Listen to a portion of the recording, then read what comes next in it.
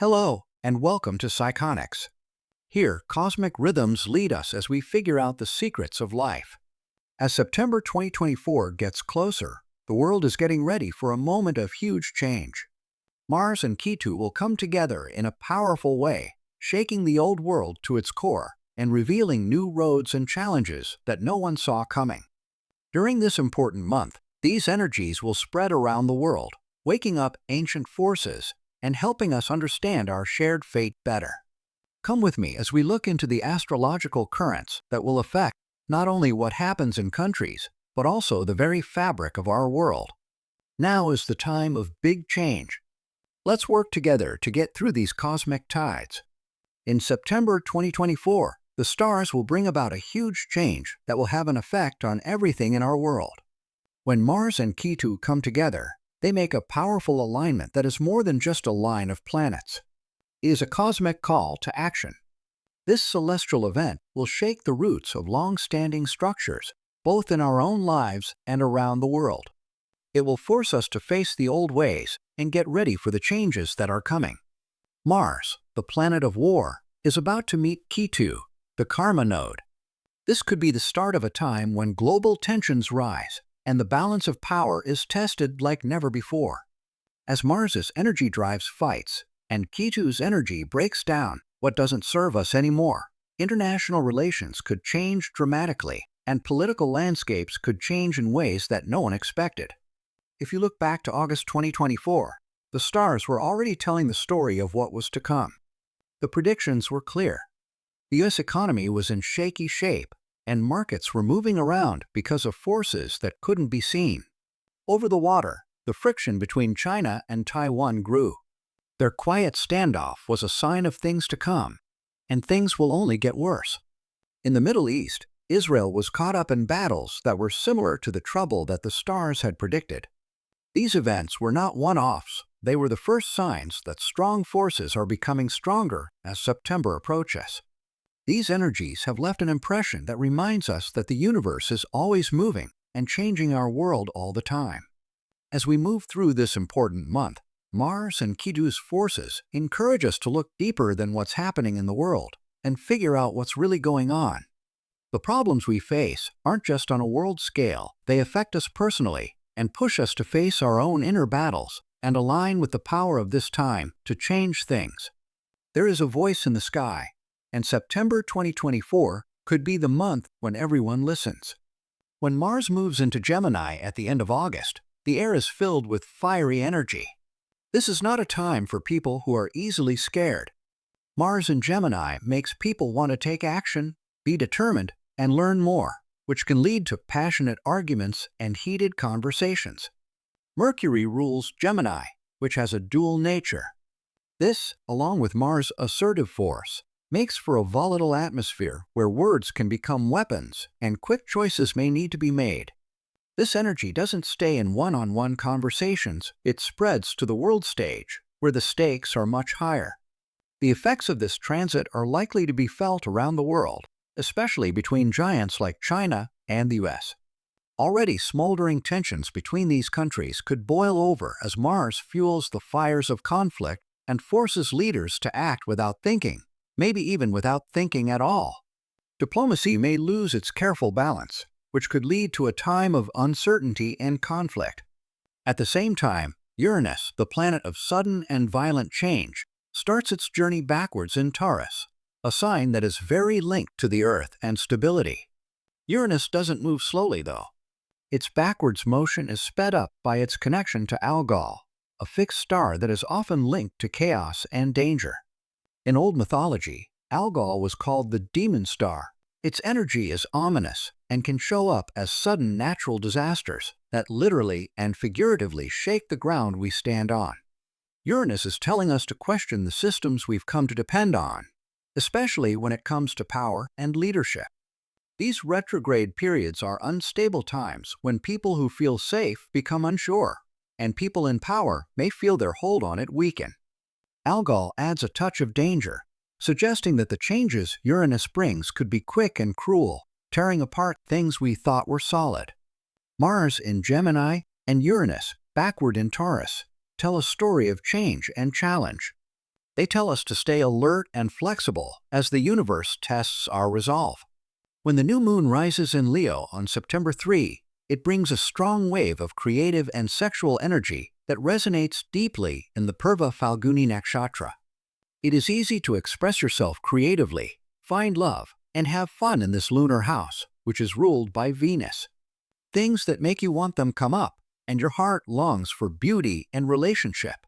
This new moon's energy encourages us to enjoy the little things in life, follow our dreams, and be as creative as we can be. There are, however, some problems that come with this attraction. From all over the zodiac, Saturn, the strict boss of the universe, throws a shadow of opposition. Saturn's impact brings some reality to this otherwise dreamy and indulgent energy, putting our relationships and creative projects to the test. At this point in time, the truth may be seen through what is on the surface. When Saturn is in opposition to this new moon in Leo, it can cause tension, especially when it comes to the heart, where the need for happiness may clash with Saturn's rules and obligations. People want to be happy and need order at the same time. They are dancing to get us to find a balance between the two. At the same time that the new moon's forces start to calm down, on September 15, a trine between Jupiter and Venus takes center stage.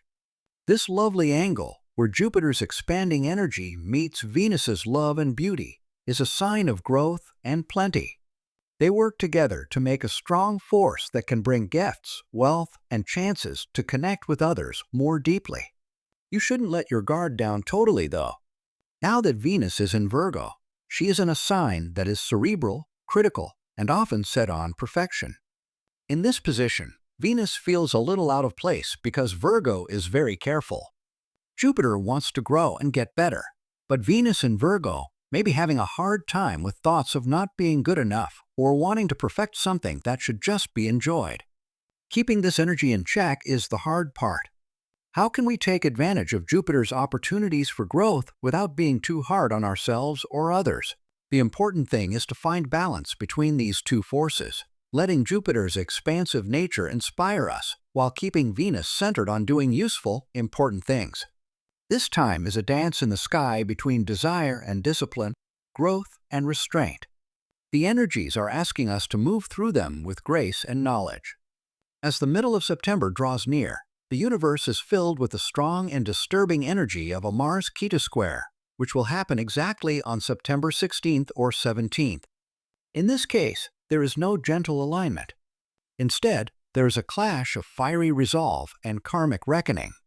Mars, the planet of activity, drive, and sometimes conflict, is in a square with Ketu, the south node, which is in charge of our past lives.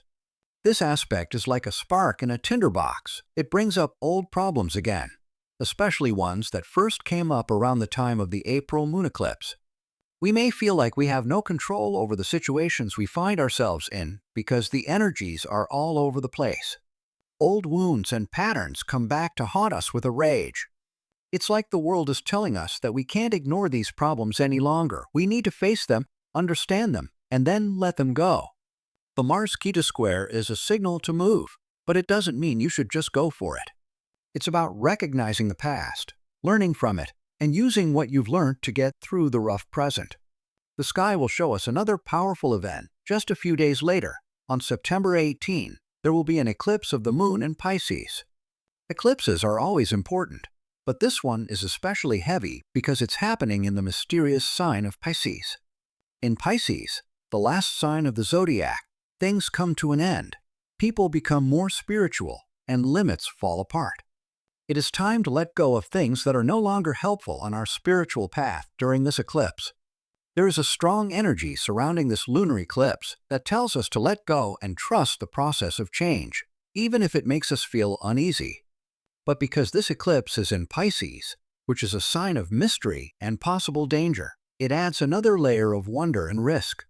Most likely, secrets that have been buried deep will be revealed, and people will lose faith in things they thought they knew.